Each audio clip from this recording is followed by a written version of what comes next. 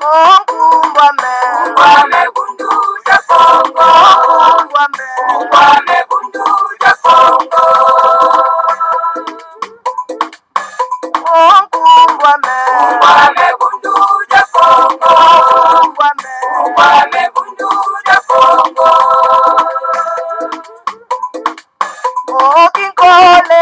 Kole kukongo ya mwenyika. Kisale ya tena mani mumbanye. Mukuluza kanda ya Kongo. Kanda ya Kongo.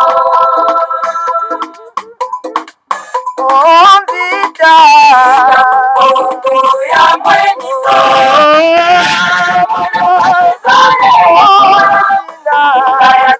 Mane mumbanye mwana vita kukongo mwana vita kukongo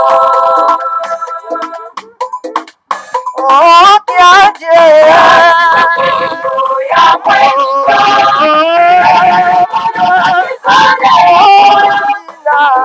tena mane mumbanye kakanda ya Kongo kakanda ya Kongo Tombe ya mwenyika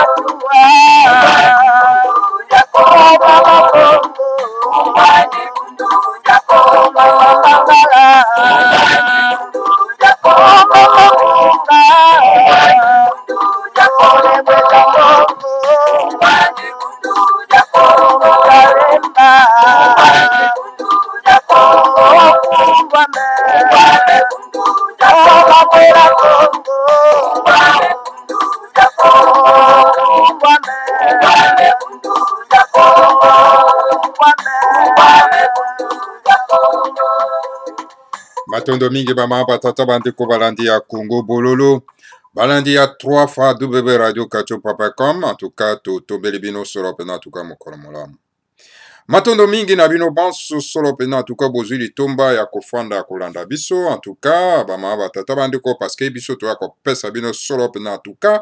Bolingo ya mabere bama batata bandeko epe wapi en tout cas naza kotombela mokolo molamu na bandeko na biso na mboka ya Brésil balandaka biso penda na bokebi. En tout cas, matondo mingi bandeko na biso na mboka Brésil, na ndenge bolandaka biso, alors bo partager solo penda en tout cas vidéo ya Congo Bololo pour bandeko na biso banso bako solo penda ko lamuka na éveil patriotique oyo toza ko salela bino tango iso na kati na Congo Bololo. Matondo mingi vraiment na bino kuna na mboka Brésil. En tout cas, bama batata bandeko bana lisanga antimanti, ezali wa bino mbuta bopere bobala elingi koloba malamu koloba. Yango na bama batata bandeko toye na après-midi ya lelo na pokwa na lelo toloba pambate lelo ezali mokolo mwa yambo ya mposo mokolo mwa lendi mokolo mwa ya mwambi ya sanza ya zomi mobu ya koto mibale na zomi na mwambi bongo tokomi na ngonga ya zomi na mwambi na miniti tuku mibale na mibale elingi koloba ete ngonga ya motoba na miniti tuku mibale na mibale ya sima ya nzanga. Alors bama batata bandeko bana lisanga antimanti d'abord bayenge na bino balosako bambote na bino bipai bino banso bobelemi solo pena na pokwa na lelo surtout bino bato kozwi litomba partager vidéo s'abonner massivement bama batata bandeko parce que lobiko ezali awa omoi makambo tozoloba na Congo Bololo bama batata bandeko bamosusu baza ko ignore yango Parce qu'ils pensent que, bon, voilà,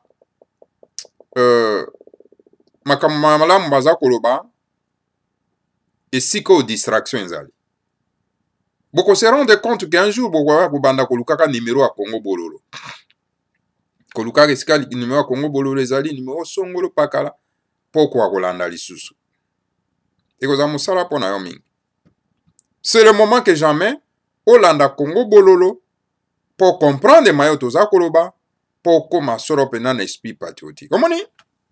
Ba politicien na mboka na biso, soki baza ko divaguer, c'est parce que bazangi esprit patriotique. Ils en a bangote. C'est pour ça que on bango baza ko divaguer. On ba journaliste na biso, soki baza ko divaguer lelo, bazo ko frapper très fort, c'est parce que bazangi esprit patriotique. Parce que normalement, moto a un esprit patriotique, vraiment, à copie sa modèle na ye loko la Congo Bololo. Mais loko l'esprit patriotique ezangi bato, voilà là où nous sommes. Voilà, esprit patriotique a dit bolingo ya mboka, bolingo ya mabele, mais tellement que tozangi bolingo ya mabele yango, tala suka na biso yango tokomi babolole na miso ya bato. Suka na yango omoni bato baza kokonza biso. Suka na yango omoni ke bapaya baza kokonza biso, mais tozobenga bandeko na biso. Et peut-être bazo konza biso. Bazo piller mboka. Motabimi alobi ondeko Kabila, ondeko Rugabo, ondeko Rubewa. Et tous ces mondes-là, ce sont les étrangers. Parce que tellement que manque d'esprit patriotique, moyen ya kolata molimo wana ya combattre bango ezate. Bama tata bandeko. Na bamboka nyonso te ko salema te. Bama tata bandeko. Za soni tozo sa na kati na Afrique. Or que l'Afrique, le kachopa, eza kozela biso to koka kotelema pona ete bango pe bakoka kotelema mama tata bandeko. Parce que mboka na biso ezali le moteur ya kotombola soro pena kachopa. Alors soki biso ba mboka wana ya mboka bilaka tozola la pongi, alors sikoyo toza ko retarder kachopa mobimba, c'est-à-dire Afrique mobimba.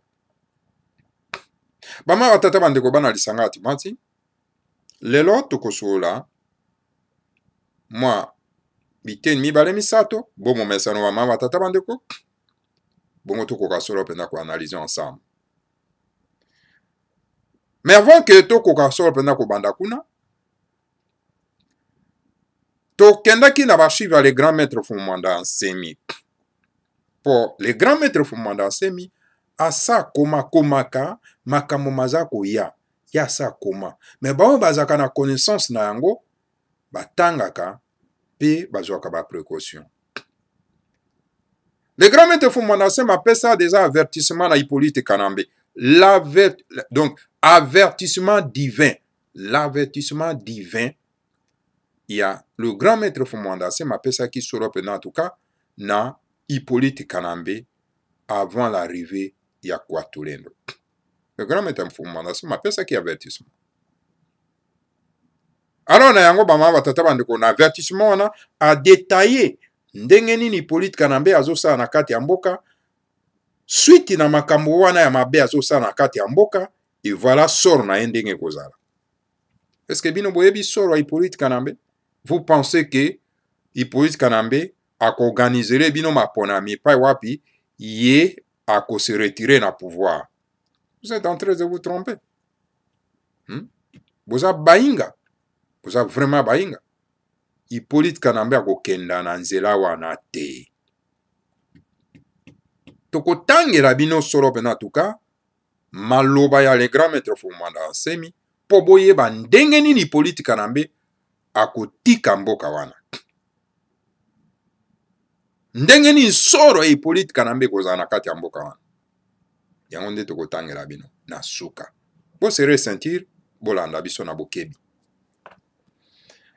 Avant tokenda kuna ba tata bandeko, esenge topesa bino mwa information. Information tokopesa bino, topesa ki bino pe yango lobi, esengeli to répéter yango lelo. Boyebi mama batata bandeko, boyebi bato babengi bango Nations Unies.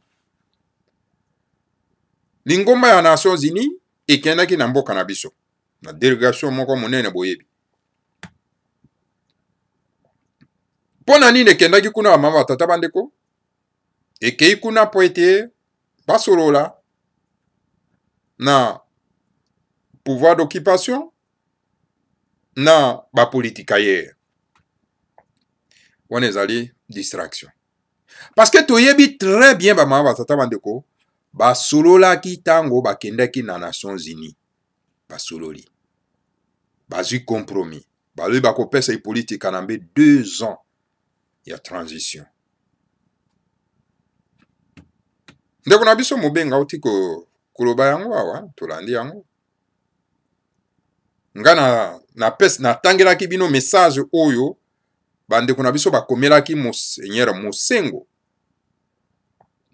Donc, lokola basololi bazwaki compromis kuna, esengeli oni akita sur le terrain pour que Allah isa bandeko na biso pongi. Po bango alobi non, esengeli bino bo kitawa, tosa lokola ke non, biso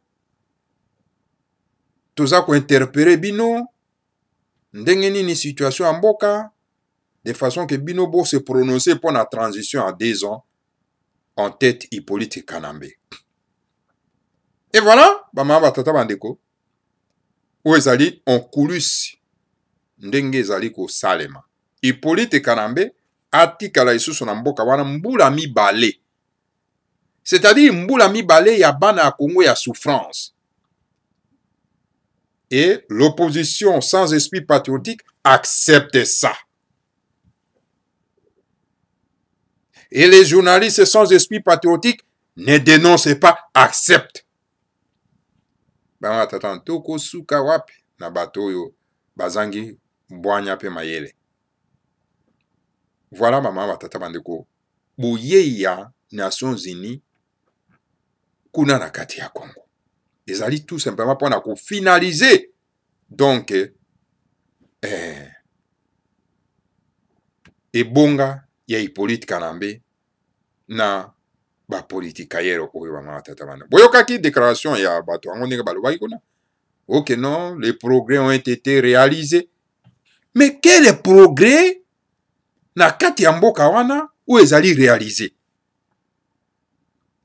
Bato bazo tambusa vraiment Nations Unies. Bazali bato pemba bao bazali pied posé na mokili oyo ou bien ba pied na bango ezali en l'air. Ou bien tout simplement parce que esprit raciste est tondi na bango, alors donc ils sont fous de nègres qui meurent dans ces pays. Alors esengeli bakolo mboka bakoka kotelema pe pona koloba. Monde kokamwa tango biso bakolo mboka tokotambola tokotelema pona ko arracher bosomi na biso ba mama tata bana. Tolobaka na bino tango iso. Libération ya Congo ekuta ni na Washington, ni na Bruxelles, ni na Paris, ni na Londres. Ekuta na mboka na biso moko. Toza ko répéter ko lobango. Tango iso ba mama tata bana.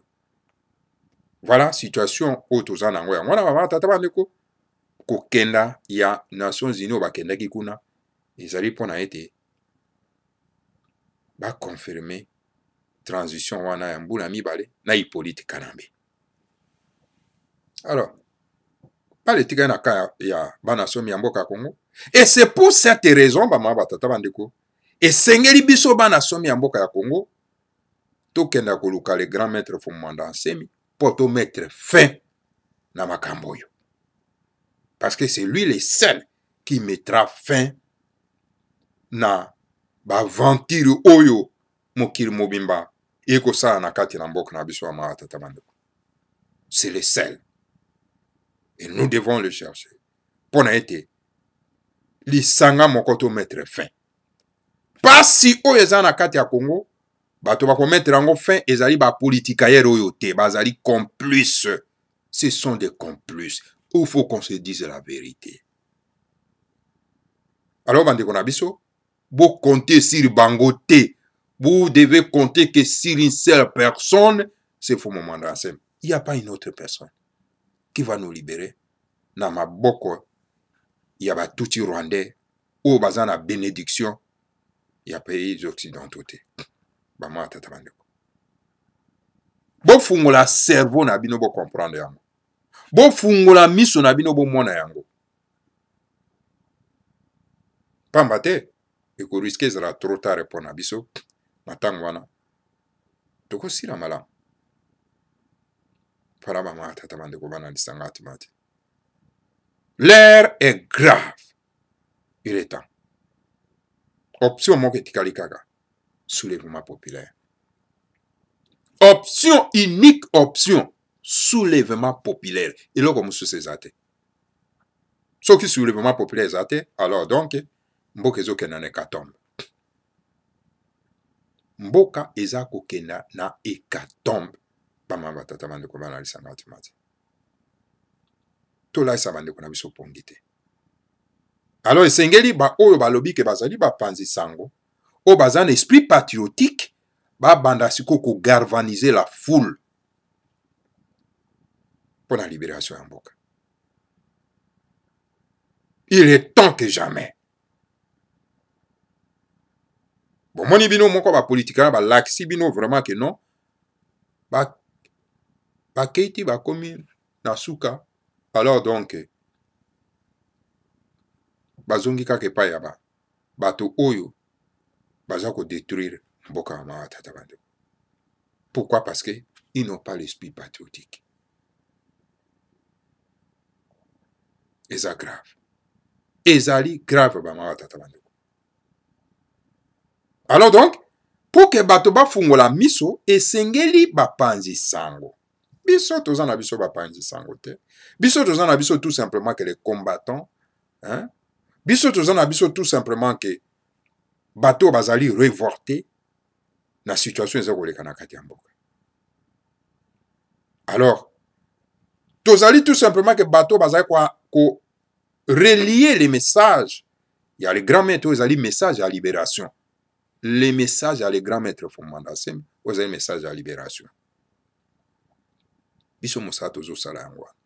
Alors quitte à vous, vous captez le message. Parce que message yango, ba pimeli bino na ba panzi sango nyonso, ba pimeli bino na ba politicien nyonso, ba pimeli bino na ba activiste nyonso, alors biso toza ko sala mosala ya ko pesa bino yango. Parce que les messages oyo eza na kati ya le grand maître Fuma Mwanda Nsemi, ezali message ya libération. Ezali message ya soulèvement. Ezali message ya muro ya mabele. Alors senge to relé ya kabino yango. Po ete bolata elimo yango, po ete to bikisa mboka eza na pasi. Bama batata bandeko. Yango wana, bama batata bandeko.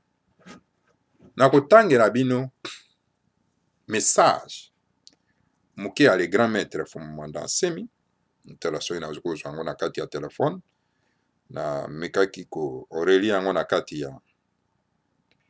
ya ordinateur, je n'ai pas pu.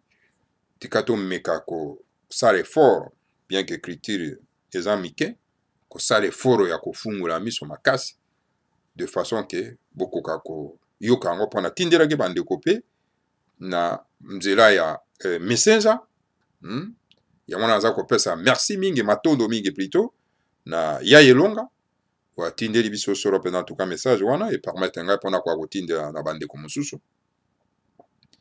Donc les grands maîtres Fuma Mwanda Nsemi alobi boye tolanda vraiment na boke binyoso bama batata bandeko, bien que kozala mwa difficulté mais tokosala effort wana. Dieu est la richesse. Nzambi na ekita.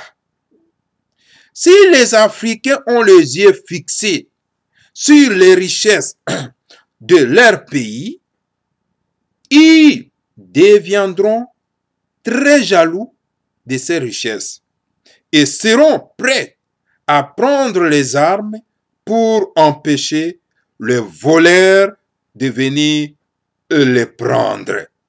Ainsi, ils vont utiliser tous les moyens pour endormir les négros africains et les empêcher de penser à ces richesses. Donc voilà. Les grands maîtres français malobibo. Soki ba africain, bazaki pena na miso ya kofungama ba yeba ba tala kita oyo eza na kati ya mabele na bango. Hein? En tout cas, balingaki kokoma vraiment na zuwa ya kosakana te po ete ba empêcher par tous les moyens ba miyibi ba ya koyibela bango e kita na bango. Alors, pona ba vautour, pona bango, pona ke ba africain ba ko kozana miso fixé na ba kita na bango te, ba ye ko bombarder bango verset biblique pour que ba lalisa bango pongi de façon que bango ba koka solo penda kozala miso fixé na kita na bango te, ba mama batata bandeko bana lisanga atimati. Donc voilà, tous les moyens sont bons pour na kolalisa. Et donc ba nègre ya bana kachopa e pongi ba mama batata bandeko bana lisanga atimati. Et pourtant, ceux qui tozali penda miso akofungwama toyebi ke kita eza na kati mabele na biso. En tout cas, exactement lokola ndenge na République démocratique du Congo ezali ba mama batata bandeko. Soki vraiment bana somi ya mboka ya Congo bazalaki vraiment donc miso fixé na kito etondi na mabele na bango. Ezala ba politikaire wana bangi kozala très jaloux. Hippolyte Kalamba kwa iko sala ta 10 minutes 10 jours te na kati ya bokonzi na kati ya mboka na biso. Bakoyi kozala na connivence te na Hippolyte Kalamba na batuti rwandais oyo wana bavandi na bokonzi na kati ya mboka na biso. Tungai ko benga na bango déjà kala ba mama batata bandeko. Parce que ils ne sont pas jaloux na richesse na bango, oyo na kati na mboka na bango, bazo tika yango penda donc bapaya, bazo koya moi ba petit peuple tout rwandais ba vendre la biso na kati ya mboka, ba sumbe la biso, ba zwaka richesse na biso, tala 6 tonnes ya diamant, ya or, bakangi yango kuna na Kenya, na Nairobi. E utu wapi na Congo, na mafia tout rwandaise oyo na kati ya mboka.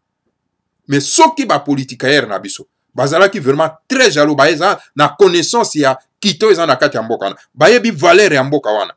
Na kanisi bakozala très jaloux ya kosakana te pona ko empêcher bato wana bakwa ko brader mabele ndenge baza ko brader ko pie mboka ndenge baza ko pie wana ba mama batata bandeko. Alors mawa mingi na bandeko na biso ba mama batata bandeko bana lisanga atimati. Donc voilà, tikana ntokoka ko ba mama batata bandeko. Alors une variante de l'église coloniale arrive et demande à nos enfants de regarder au ciel et les chanter en dansant. Biloko nyonso ekotikala na mokili oyo. Alors kolo Yesu akumisama. Alléluia. Amen, amen. Donc alors voilà, c'est pour ça que monde na kati ya ba mangomba wana nyonso tu bakoyebisa bino ke te omoni biloko nyonso tu eza na tina te ko se désintéresser à nos frères et sœurs na kita ya mabele na bango. Biloko nyonso ekotika na mokili oyo biso nyonso tu tokokenda na lola. Menga na yebisi bino bokokende na lola te aussi longtemps que boko s'occuper na kito eza na mabele na bino te. Bokokende na likolo te aussi longtemps que bon empêcher ba vautour te baza ko yiba kita na bino. Bokokende te. Bokotikala kaka wana mama tata bandeko. Bokokende te. Voilà, banzembo bakoyemba wana na ba mangomba ya bapaya, ba catholique, banani tout ça là, biloko nyonso ekotika na mokili oyo biso nyonso tokokenda na lola. Mais tata nzambe ampungu tulendo. Nembumba loa. Bango batie biloko wana pona ete e servir biso. Bango batie biloko wana te ponte bapaya baya ko son servir na yango te. bama batata bandeko banalisanga antimati. Mais comment yo olobi ki ozali mosali na nzambe yo loba na bato ke te oze désintéressé bango biloko na bango bato mosusu baya kozwa na miso na biso tozotala alors tokoloba te tokoganga te tokompêcher bango te. Ça ne va pas. Mes chers frères compatriotes, chers Congolais, il est temps ya kompêcher ba vautour wana bazwaka kita na biso bakene nango. Il est temps d'utiliser tous les moyens nécessaires pour les en empêcher. Tala bato lokola ba Libanais, ba Indo-Pakistanais, ba Indiens, ils viennent, ils quittent chez eux pour s'enrichir dans notre pays. Et que ba frères et sœurs na biso bakangi baboko bazoko kufa pasi nzala na mboko ya bango bazozwela bango kita na miso na bango. Non, il est temps, mes chers frères et sœurs, de se mettre debout. Il est temps, chers frères et sœurs, ya kompêcher ba vautour wana bakoba na musala ya ko pie mboka te. C'est nous-mêmes ezali kaka biso bato to kompêcher bango bato mosusu te. Tozela te ko modo le te pa ba politikayer oyo te. Ce sont des corrompus. Parce que ba corrompus, ce sont des collabos. Ce sont des collabos. Yo moni bango baza ko tenir même langage moko très dur à l'égard na ba occupant wana. Tara bato lokola ba mokia. Écoutez mokia makamaza koloba. Etokena biso tokokena kana makuponami, biso tokoyokela kaka nanga qui est tout petit burundais, qui n'a rien à voir avec le Congo. Et si Mokia était un Congolais, il allait tenir le propos très dur à Nanga, vous êtes un tout petit burundais, vous devez rentrer, vous ne pouvez pas organiser les élections ici. Les élections sera organisées par les fils et filles de ce pays. Et le Congo, c'est la terre de la race bantou. Et ça dit terre yabatuti rwandais, ougandais, tanzanien était. Voilà un politicien oyo azane limo yamabele na ye ndenge akoterma okreno pona koloba. Et quand le grand maître Fumandase me parle, vous sentez que azana limo yamabele na ye. Alors donc, il faut empêcher par tous les moyens les vautours pour être bayako piller mbokate. Voilà les politiques comme ça. Alors qu'on n'a pas besoin, il y a un peu de biso, oyo. Bazako yeba ko terme di kamba mabelete. Alors moi je continue. Mais réfléchissons un peu. Dieu créateur savait que pour vivre heureux sur cette planète Terre, qu'il va donner aux hommes. Alors donc, il faut qu'il y ait du fer, de l'or, du diamant, du cobalt, du pétrole, des fruits à manger et toutes sortes de biloko. Alors, si koyo bino mokolobake, bino ba soi-disant basali na nzambe, bokolobake biloko nyonso ke otikala na mokili oyo, alors donc bato na biso ba se désintéresser na biloko tatanza matie na kati ya mabele oyo bosumuki. Parce que avant que moto aya na kati na mokili oyo, nzambe apungu tulendo asali makambo nyonso to atie biloko nyonso tu po ayebi ke tango bato biso bato tokoya po to son servi na biloko wana. Tokoya maboko pamba po asa atie nyonso awa. Yango biso tokoya kaka na mayele na ye. Bwanya na ye.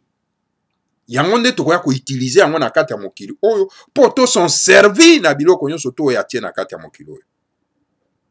Sikoyo ya koloba ke biloko nyonso ekotika na mokili oyo, alors biso nyonso tu tokokende na lola. Cela veut dire quoi ça? Hein? Cela veut dire quoi ça? Ba mama batata bandeko bana lisanga matimati. Voilà. Bato oyo ya mangomba ya bapaya. Ndenge bazali kolalisa biso pongi ba mama batata bandeko. Ainsi, avant de créer l'homme, le Dieu Mbumba place déjà tous les biloko bien dans le sol. Après, il envoie l'homme venir prendre possession de la planète Terre, sachant que tout y est pour faire leur bonheur, pourvu qu'ils cherchent et travaillent au lieu de jouir de ces dons que Dieu, un Mbumba, a placé dans le sous-sol africain. L'Église coloniale vient avec ces versets bibliques qui disent que heureux les pauvres, car le royaume des cieux est à eux. En tout cas, c'est grave. Et on tozolo bagen, botika na bino ba mangomba oyo. Ezali mangomba ya ko accompagner l'occupation. Au moins tozana na occupation tout rwandaise. Bande ko bofungwa miso. Au moins tozana na occupation tout rwandaise. Et c'est pour ça bango bazo sala ka musala ndenge ba kolon ba salaki. Ko sala ba prolifération ya ba mangomba pour elalisa bande ko na biso vrai pongi. Ozomana. Ok, nzambe apungu tulendo atindi biso na kati ya mokilo po tozwa position na biloko ya satia na kati ya mokilo. De façon que tous on se servir na ngo pour na évolution spirituelle na biso. Mais ce que yo pasteur, yo archbishop, yo nganga na soki ya satana. Oya koloba na biso ke non, biso biloko nyonso to kotika mokilo biso to kokenda na lolo. Ça ne va pas. Mama batata bana.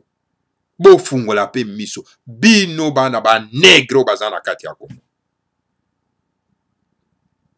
Et yango na moni bazana ba journaliste na bango. Ya occupation. Hein? Est-ce que vous croyez vraiment que nga na kati na Congo bololo na kozwa un pasteur charlatan aya pa ya kolobela biso makamba ba verset biblique? Pour faire quoi? Ana lisemande ko na biso pong. Yango no mona bato lokola batambo alias Eliezer et tous ces chaînes toutes ces chaînes au moni wana na kati ya Congo ba ko inviter ba pasteur wana pour ba ya kolalisa bino pongi mama batata. Mais ça c'est quoi ça? Et vous ne vous révoltez pas? Mes chers frères et sœurs, vous avez que un seul lingomba ou ezo fungola biso miso c'est bundu dia Congo. Musu sezate. Le reste ezali tout simplement donc qui satana. Et c'est que tout bundisa yango ba mama tata bandeko elongwa na mabele na biso. Et tout journaliste oazo sala promotion ya babiloko wana azali nemi na bino. Yango nazolo ba na bino ke Tambwe alias Eliezer c'est votre ennemi parce que azo sala promotion ya babinzambe nzambe wana. Cet homme là, c'est nègre là, nègre wana. Asa ye mokote baza bango ebele. Okuta ba kusunwaka, ba kusunika, hein? Basebele. Oazo saka promotion ya banzambe wana ya bapa ya mama tata wana. Okuta ba bobo alias pasteur bobo, koyagba, okokuta bango. Ils font la promotion ya bato bazo la sabino pongi, bo se désintéresser na kito ezali na kati ya mabe na biso. Donc bazo sala mosala ya nini ya colonisation. Est-ce que vous imaginez que dans le moment où tu as la colonisation noir sur noir, alors baya kana ba verser ya biakola sabino pongi pour se désintéresser na kito ezana wakati mabilo lebo comme jaloux na mboka na bino pour défendre yango pour utiliser tous les moyens nécessaires pour benga ba payawana. Et okomona moto oyo azako la musabino pour appeler sabino ba notion ya koyeba kozala jaloux na mabe na bino pour défendre bo benga ba paya. Alors okomona bango bazako dénigrer. Tango le grand maître Fumanda c'est mazako pesa message au pote et là tabiso poto défendre mabele okomona bango na ba chaîne na bango bazako dénigrer. Ça ne va pas. Nous ne pouvons pas continuer à accepter donc les nègres comme ça au bazana vision te bakoka ko dénigrer soropena mutu o yazoko pesa bato vision ya malamu donc esprit patriotique esprit amour à mabele. Alors donc on n'acceptera jamais. Mama batata bande ko bana lisangatu. Tout quoi accepter yango te. Tout ko telema. Pe tout ko défendre. Mama batata bande ko. Alors, tikana on a continué mama batata bande ko. Bon, limbi sendenga na episa kimino ke écriture ezali vraiment mouké.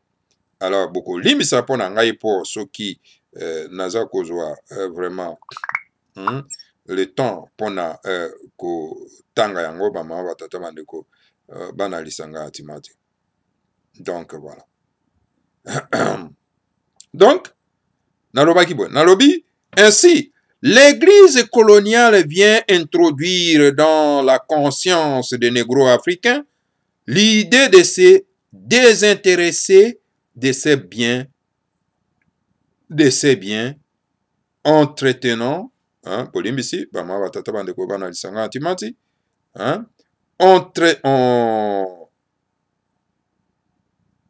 bolimbisi bama batata bandeko écriture vraiment ezali moi moke entretenant alors entre-temps jour et nuit des bateaux viennent en Afrique et rentrent en Occident chargés de tous ces biloko nyonso donc ekotikala na mokili oyo.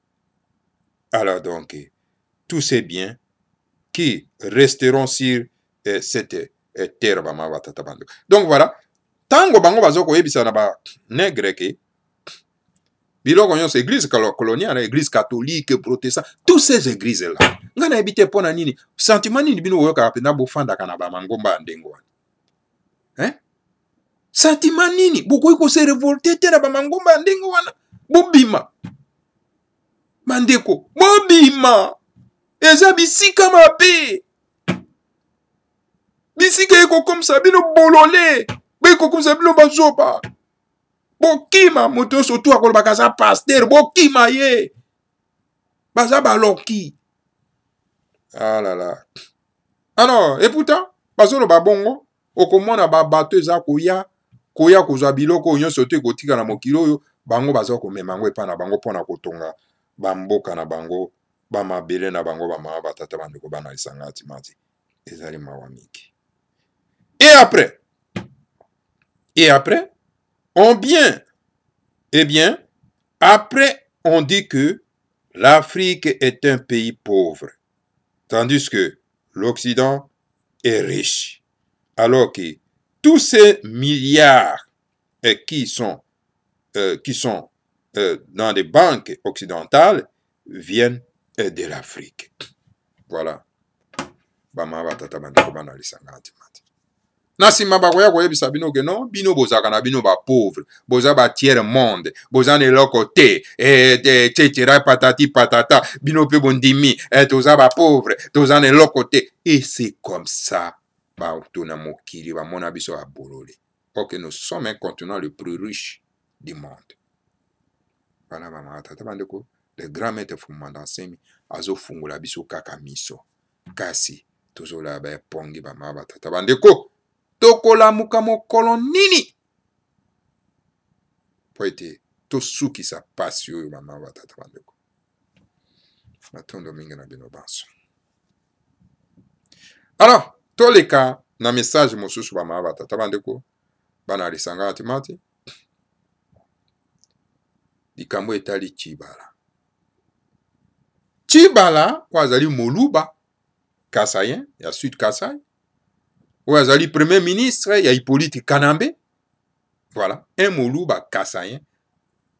Andimi ate kamabere na ye, akoma premier ministre, ya mopaya na kati ya mboka mawata bande. Nyonso wana likolo ya mbongo. Boyoka, moto babengi Tshibala. Bruno Tshibala serait devenu millionnaire à l'espace d'une année, selon l'ONG Human Rights Watch. Monsieur Bruno Tshibala aurait récemment ouvert un compte également dans les îles Vierges britanniques où il aurait fait un dépôt de 68 millions, je dis bien 68 millions de dollars et ouvert une société de transport en Afrique du Sud.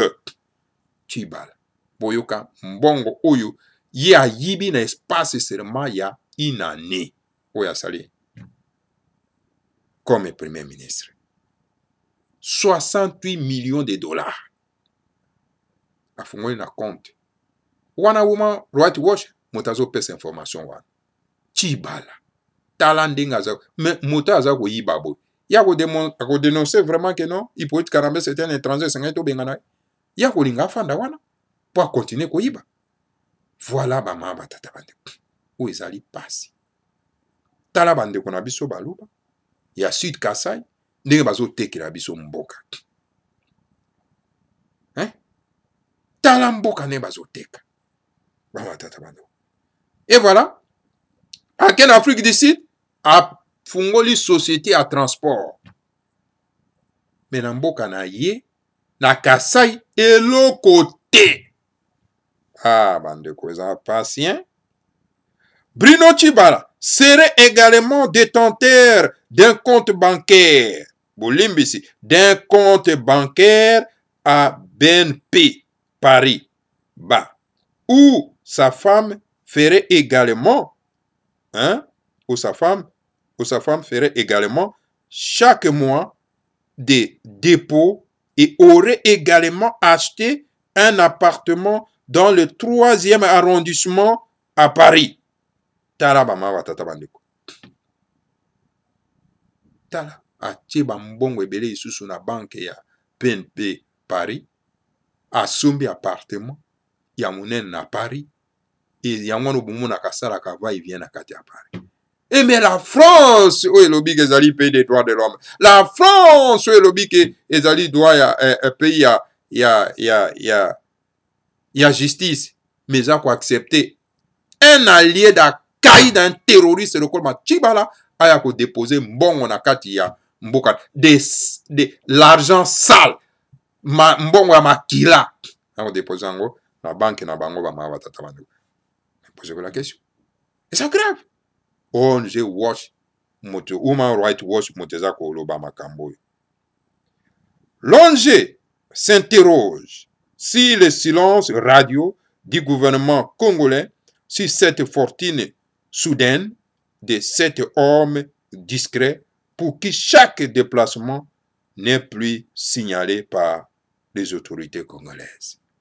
Bama watata bandeko botala bino moko ndenge bandeko na biso babikolo misusu ndenge baza kotika mabele menga na kanisi ekozala malamu topanzaki mbambala yango kaka ekozala bien ekozala très bien bato na bato bakenda nano na état naturel na bango po totala nano bao bazali capable ya kotambusa état naturel na bango yango nga nazosengela bandeko na biso bakongo on est en 1959, le 4 janvier 1959, sorti soulèvement populaire de Salemaki, c'est grâce à Congo. Pourquoi? Parce que Congo à l'époque, na Kinshasa, bazaki majoritaire. Et les Bakongo ne sont plus majoritaires na Kinshasa. C'est pour cette raison que le soulèvement populaire est commis très difficile. Parce que Mboketondi na Wewa, donc il y a Sud Kasai, et Tondi na Katangé, et Tondi na Tetela, les gens qui n'ont pas la vision, il y a Mboka, il y a Mabele, et donc il y a Babikolo Misusu Bongo na Bongo. Alors, Mongo, sans valeur, donc sans personnalité, bato na Mboka, moyen sikoyo, soulèvement populaire kwa gosale mate. Yango, nga na gosenga na bandeko na biso ba Congo, bo ede biso, bo benga na biso na mabele na bino, tozonga na mabele na biso po toyeba kobongisa yango. Bo ede biso s'il vous plaît les Bakongo. Bino pe bo lamuka na pongi o bolala. Bolali pe likolo ya Bible bino yango bolali pongi moye bo telema po bo benga na biso te. Bo ede biso bo benga na biso na mabele na bino po tozonga na mabele na biso po toyeba kobongisa yango. Mais bo ede biso. Parce que biso toza na mabele na bino ya Bakongo. Mais bo ede biso po bo benga na biso tozonga pa na biso po toyeba kobongisa ya biso. Mes chers frères Bakongo, mes chers sœurs Bakongo, bo telema bo ede biso, bo benga na biso.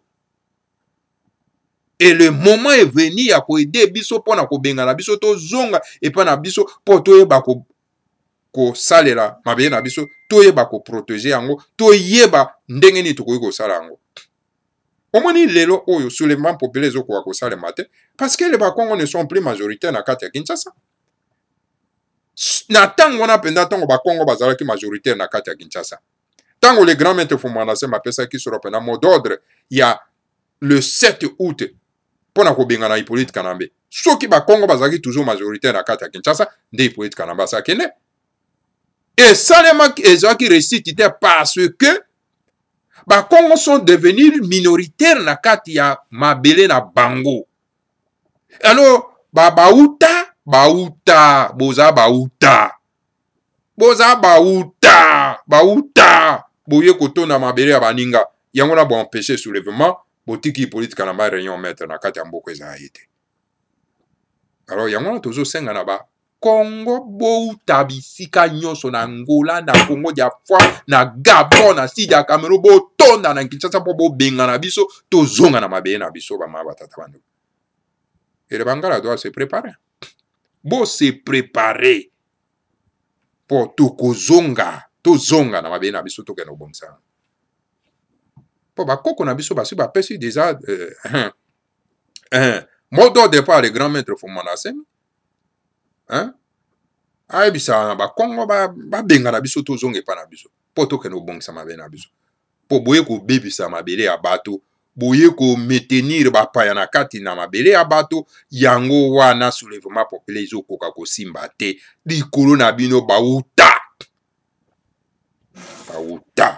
toza bauta te totika mabele na biso toabandona mabele na biso bambonombolo babotoli bamama bazai bamabele na bango bakamati ilibanais batie ye gouverneur na mabele sans lo babrose mo tala bitula boye bamama batata bande voilà bamama batata bande ko bana lisanga batimati wana ezali donc message tokoki kopesa bino na tongo alors si na pokwa leo plutôt tika tokenda na suka olimbisi ndenge tozwi vraiment tant molayi bamama batata basengeli to expliquer na bandeko vraiment en long en large tokenda sikoyo na avertissement ya le grand maître Fumana Semi apesi na Hippolyte Kanambe.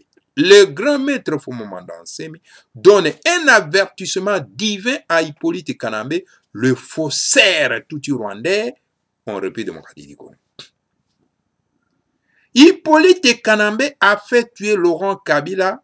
Hippolyte Kanambe a fait massacrer 1 millier d'adeptes de Bundudia Congo, au Congo central, et, en tout cas, Bolimbisi Bamaba Tatabandeko, et, Bolimbisi, moi, mon cœur, Bamaba Tatabandeko, Toko Rasoro, en tout cas, Kotombola, page Bamaba Tatabandeko, Balan, les Sangatimati, Portoko, Tanga Yango, malam. Et les a fait jeter dans de fausses communes sous les soins du général Raus, un général zambien naturalisé belge. Hippolyte Kanambe a bomi bandeko na biso abwaki bango na ba fausse commune abomi badepte ya Bundudia Congo sali massacre de gauche à droite. Donc voilà le grand maître Fumana Semi azo pesa avertissement divin et pas Hippolyte Kanambe. Alors bato asai massacre wana ba général Raus omoni général Raus oyo c'est un zambien naturalisé belge mais to ebite ndenge ni parasite akoma na Congo oyo monaki ba tente omi balé nano oyo Tambo alias Eliezer na komba bapaya na oyo komon mo lemba alias Molière Léon na komba bapaya tata mobimba ke nola ta komba bapaya sans vergogne sans son bato ande motango na Congo ya sika tongi komona bango te faut ko effacer bango faut bazonga na ba village na bango sika ba utaki ba ma batata bando donc bazo kumisa moto Raus un sujet zambien naturalisé belge mais tu évites ndenge ya komi congolais na kati ya mboka. Hippolyte Kanambe a fait massacrer des milliers de Congolais dans la région de Kinshasa et les a fait jeter dans les fosses communes. Hippolyte Kanambe fait massacrer actuellement des milliers de Baluba et les fait jeter dans les fosses communes. Car les Tutsis rwandais veulent mettre main basse à la terre du Kasaï pleine de diamants. Hippolyte Kanambe a massacré vraiment ba milliers de Congolais na kati ya mboka. Hippolyte Kanambe a boaki ba milliers de Congolais na kati ya ba fausse commune. Mokili mobimbe yebi. Hippolyte Kanambe a massacré lelo oyo ba milliers ya baluba ya bana ya kamwana sapu etc. a boaki bango na ba fausse commune Alors donc alingi ete batuti rwandais bakoka kozwa mabele ya bana na Kasai pour nini parce que etondi na diamant bama batata bando. Quand Hippolyte Kanambe a entendu qu'il y a des journalistes blancs et qui sont en train d'enquêter au Kasaï, il a ordonné de ses collaborateurs kassaïens de massacrer des blancs, sinon ils vont amener l'information du massacre kassaïen à l'extérieur. Tango Hippolyte Kanambe yokaka banqueteur na Nations Unies bazo ya kuna ale donc a pesi solo pena tuka mitindo bakoka ko boma ba émissaire wana na Nations Unies o bakendaki koenquête massacre oyo elekaki kuna na kati ya Kasai pour que bakoka komema bainformation wana te na Nations Unies. Ainsi dira un collabo d'Hippolyte Kanambe au Kasai. Donc collabo ya Hippolyte Kanambe oyo bazalaki wana na massacre wana, il y a des émissaires wana Nations Unies, ye alobaki boy. Alobi Monsieur Hippolyte Kanambe Kabila nous a donné la permission de tuer ces blancs. Hippolyte Kanambe motape ça qui ordre ya ko boma. Solo pena en tout cas mindele wana mibale ba ma tata bandoko. Ça somo hein. Ça somo ba ma tata bandoko bana isangati mati. Somo o mboka ndenge nini. Mboka ya ndenge nini oyo ba ma tata bandoko.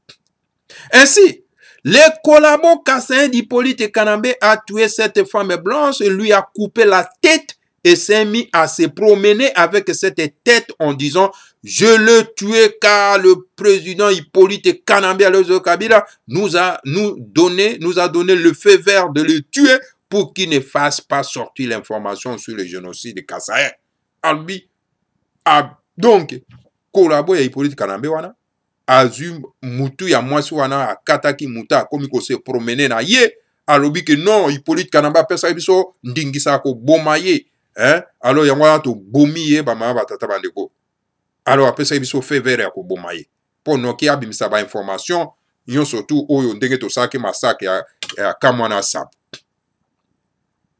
Hippolyte Kanambe et ses frères tuti rwandais ont massacré des milliers d'autres Congolais dans toute la République démocratique du Congo et les ont jetés dans des fosses communes. Or, la loi divine est formelle, à savoir, qui tue par l'épée, périra par l'épée. Voilà. Donc, Hippolyte Kanambe, na bande konaye ba tuti Rwandais, Tanzanie, Ougandais, Burundais, Jojout. Donc, bango ba bomi ba Congolais belé. Na République démocratique du Congo mobimba. Ba bwaki bango na ba fausse commune. Hein? OK. Na mobeko ya tata Nzambe elobi, oyo akoboma na mopanga, akokufa be na mopanga. Alors siko ba politika ya na biso. Ils ne sont pas capables ya ko défendre bandeko na bango. Na situation boye bozo mona pena mopayazo bomela bino bandeko.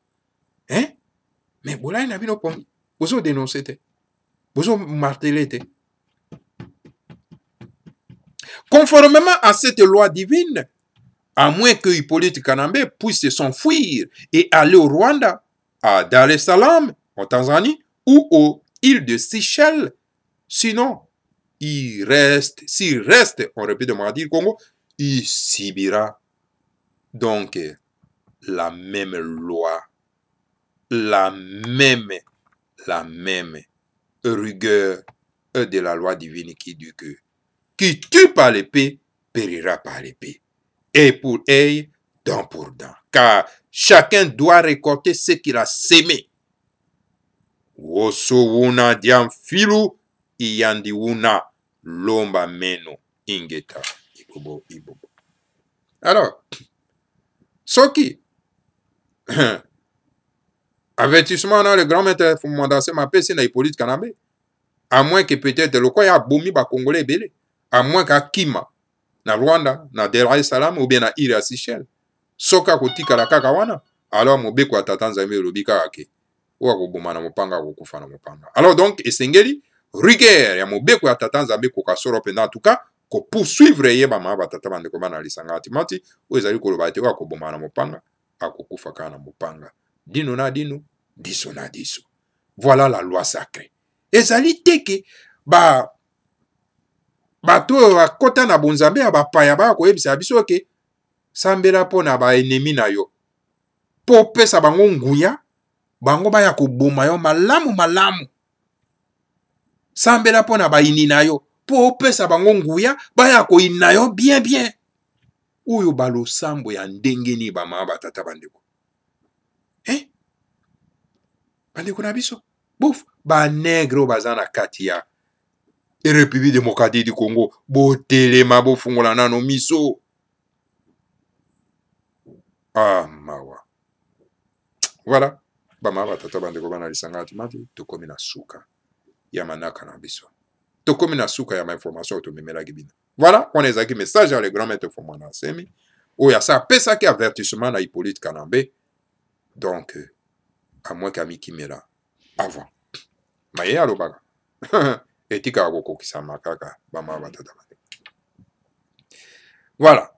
Pour la bande qu'on a biso bazako na problème hémorroïde. Bon contacter biso s'il vous plaît. Tous encore na de l'eau ya kisi oyo ekobi kisabino bama tata bandeko. Toujours zela coup de fil na bino numéro ya téléphone ezali solo pena en tout cas na kati na vidéo nyon surtout ya Congo bololo bo contacter biso de façon que bo kwa kozwa kiso bozana ngo na bosenga po ekwa ko bikisa bino na mon nom na bolimbisi na bokono oyo bozana ngo bama batata bandeko bana lesanga atimati. Donc voilà, le numéro à téléphone ezali wana na chaque vidéo ya Congo bololo. Alors bobenga biso bo contacter biso comme ça to ko pesa bino ndenge nini modalité nini yako zwa kisi yango bama batata bandeko bana lisanga atimati. Matondo mingi na bino banso o bolandi biso.